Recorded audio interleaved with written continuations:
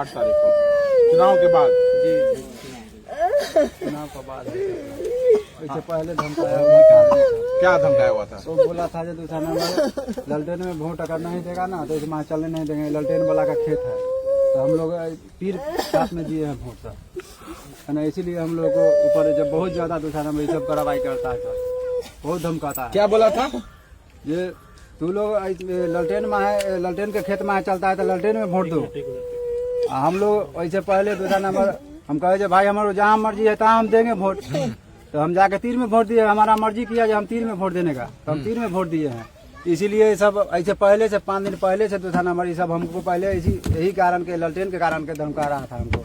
अच्छा, तो अगर इस पे कुछ पेड़ वेड़ काटने का विवाद? जी हाँ जी, पेड़ भी काटने का विवाद है। मान कर चलिए जो पहले मतलब वोट दिए आप इसलिए वो मार दिया? जी हम तीर छाप में दीजिए है ना वोट, उसी के चक्कर में वो सब क्रोध से ये सब ललटेन में ना देगा तीर में वोट दिया है।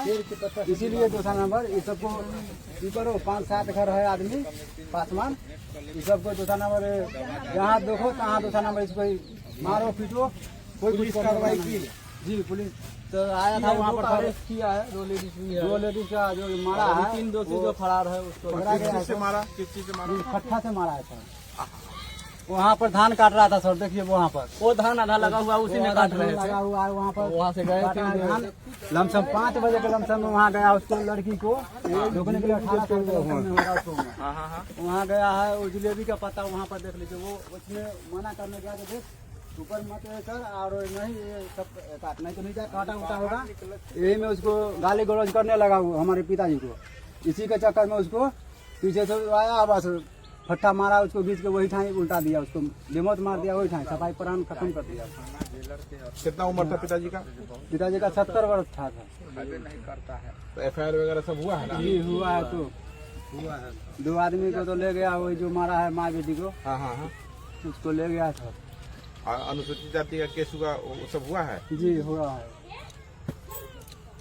तो मेन उसमें जो किसका नाम है उसमें इसका नाम है? सब अरेस्ट हो गए या बचे हुए हैं? अभी 3 आदमी बचे हुए हैं सर। 3 आदमी बचे हुए हैं जी भागा हुआ लोग? जी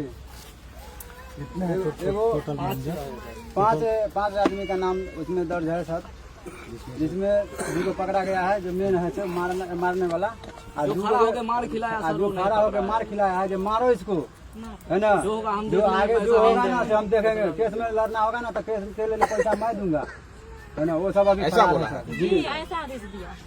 किस जाति से था लोग? जाति से।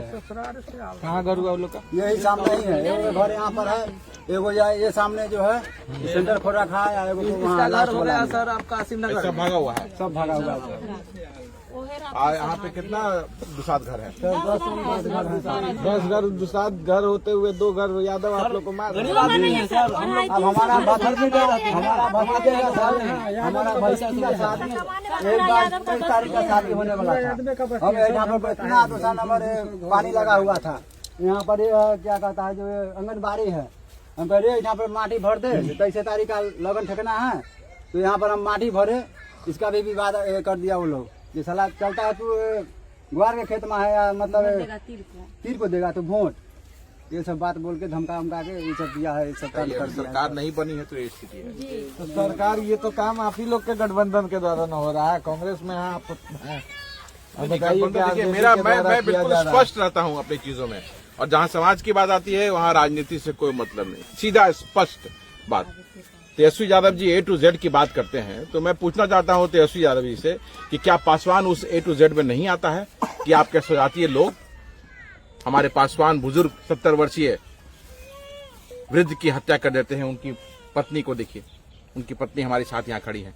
कौन इनका सेवा करेगा? आप देखिए, इनका परिवार यहाँ पे खड़ा है। लोग, आज मैंने प्रेस कॉन्फ्रेंस देखा तेजस्वी जी का, तो तेजस्वी जी लोकतंत्र की हत्या की बात कर रहे हैं।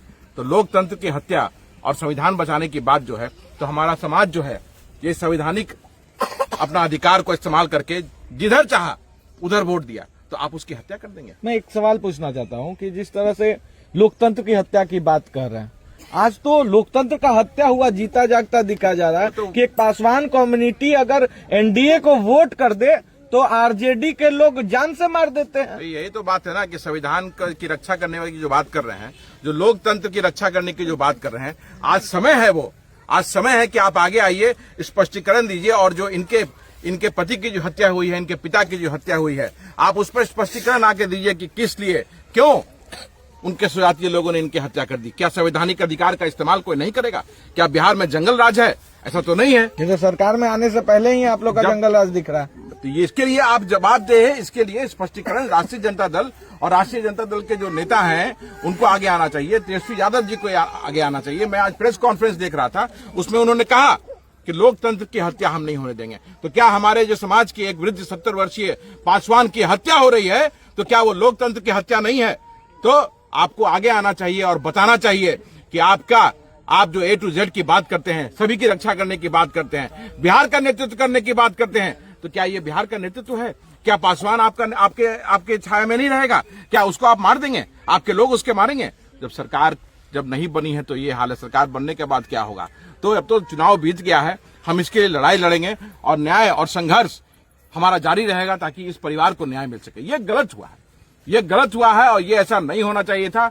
इसलिए मेरा आग्रह है, अनुरोध है, जो भी लोकतंत्र की हत्या की बात करते हैं, जो भी संविधान की हत्या की बात करते हैं, उन्हें आगे आना चाहिए और दूर दराज इस इलाके में सभी को आना चाहिए, इस परिवार को मदद करना चाहिए। और अगर आप मदद नहीं करेंगे तो सिर्फ ये हम मानेंगे इस चीज को कि लोकतंत्र की हत्या की बात, संविधान बचाने की बात जो है, ये सिर्फ आपके बयान में है, टीवी कैमरों के लिए है, सत्ता के लिए है, वोट के लिए है। अगर आप सही में चाहते हैं कि लोकतंत्र की रक्षा हो तो आज इस परिवार को जरूरत है, आइए इस परिवार की रक्षा कीजिए, क्योंकि यहाँ चारों तरफ आपके सुजातीय लोग हैं और इन्हें धमकी लगातार दे रहे हैं कि अगर आप केस नहीं उठाओगे, केस अगर कमजोर नहीं होगा तो इन पे हर तरह का ये लोग जुल्म करेंगे। तो एक केस मत उठाइएगा, देखते हैं कितना बड़ा गुंडा हो गया लोग और नेता है लोग। तो इसीलिए आपको आगे आने की जरूरत है, स्पष्टीकरण देने की जरूरत है और बिहार को बताने की जरूरत है कि तो A to Z की बात आप करते हैं तो A to Z में हमारा पासवान भाई भी आपके साथ है। और अगर आप बयान देंगे, नहीं सामने आएंगे, तो इसका मतलब ये समझा जाएगा कि सिर्फ वोट के लिए संविधान बचाओ की बात होती है, लोकतंत्र बचाओ की बात होती है। बाबा साहेब भीमराव अंबेडकर ने संविधान बनाया और जब बात वोट की हो रही है, दलित वोट को सभी लोग साधने में लगते हैं और जो नहीं साध पाए तो हमेशा बिहार में और खास करके महागठबंधन के तरफ से दलितों को क्यों दबाया जा रहा है? क्योंकि ये घटना आज का नहीं है। कई बार मैं आपके साथ भी गया हूँ आदित्य पासवान जी, और मैंने कई बार देखा है कि हमेशा पासवान कम्युनिटी को कोई अन्य वर्ग के द्वारा दबाया जाता है। तो ये कब तक चलेगा? तो ये संवैधानिक मूल्यों की हत्या लगातार हो रही है। बाबा साहब भीमराव अंबेडकर ने जो संविधान में अधिकार दिए, उसी अधिकार से हम वोट करते हैं आज, और जिसको भी इच्छा होगा उसको हम वोट करेंगे, कोई रोक सकता नहीं है। आप एक मारोगे, 1000 उसकी जगह खड़ा होगा, लेकिन वोट वही करेगा जहां उसकी इच्छा है। बोलिए आप लोग, आप एक मारोगे 1000 खड़ा होगा, उसके लिए हम डरने वाले नहीं हैं। लेकिन अगर आप सरकार में हैं, विपक्ष में हैं, आप विपक्ष के लीडर हैं और सरकार में मुख्यमंत्री बनने की बात कर रहे हैं, प्रयास कर रहे हैं कि लोग आपको वोट करें, तो अगर आप के अंदर वो चीज है कि आप बिहार को लीड करना चाहते हैं और अपने आप को मुख्यमंत्री के तौर पर देखते हैं, तो आपको आगे आना चाहिए, स्पष्टीकरण देना चाहिए, इन लोगों की मदद करनी चाहिए, अपने लोगों को बोलना चाहिए कि इस तरह से करोगे तो बिहार आपको कभी एक्सेप्ट नहीं करेगा। कौन इनकी रक्षा करेगा? कौन इनका ख्याल रखेगा? इनका परिवार देखिए, सारा परिवार यहाँ पे है। क्या मिसाल आप पेश कर रहे हैं? एक तरफ आप कहते हैं कि हम बिहार के लिए हैं, बिहार की रक्षा करने की बात करते हैं, बिहार को विकसित प्रदेश बनाने की बात करते हैं, तो ऐसे क्या बिहार विकसित होगा कि आप किसी एक 70 वर्षीय वृद्ध के खून से इस धरती को लाल कर देगा आपके सुजातीय लोग, और आप चुप रहेंगे? आज का प्रेस कॉन्फ्रेंस में हमने तो बहुत कुछ देखा, बहुत कुछ सुना, लेकिन इस मामले में के बारे में कुछ चर्चा नहीं हुई। और गोपालगंज में भी राष्ट्रीय जनता दल के जो लोग थे, उन्होंने दलित समाज के लोगों को वहां भी मारा पीटा, हॉस्पिटलाइज वहां भी हो गए। क्यों? आपको वहां भी स्पष्टीकरण देना चाहिए। आपका गृह जिला है वो गोपालगंज, तेजस्वी जी का गृह जिला है, लालू जी का गृह जिला है। आप अपने गृह जिला के लोगों को, वहां के दलित अगर मारे पीटे जा रहे हैं, आप स्पष्टीकरण नहीं दे रहे हैं। यहां मुजफ्फरपुर की धरती पे एक 70 वर्षीय वृद्ध की हत्या कर दी गई, अगर आप इस पे कुछ नहीं बोल रहे हैं तो आप बिहार का आप इतना मतलब बोल रहे हैं, खुलकर बोल रहे हैं, कांग्रेस पार्टी में रहने के बावजूद भी ऐसे बोलिएगा तो तुरंत 14 तारीख के बाद आप ही को निकाल दिया, तब क्या करिएगा आप? अरे परवाह किसको है?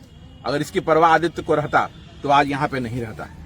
अगर इसी की परवाह हम करते तो आज नहीं करते। पहले समाज, उसके बाद राजनीति। समाज के लिए पहले हम खड़े हैं, समाज की सेवा करना है और उसके बीच में कोई नहीं आएगा, किसी तरह की राजनीति नहीं आएगी।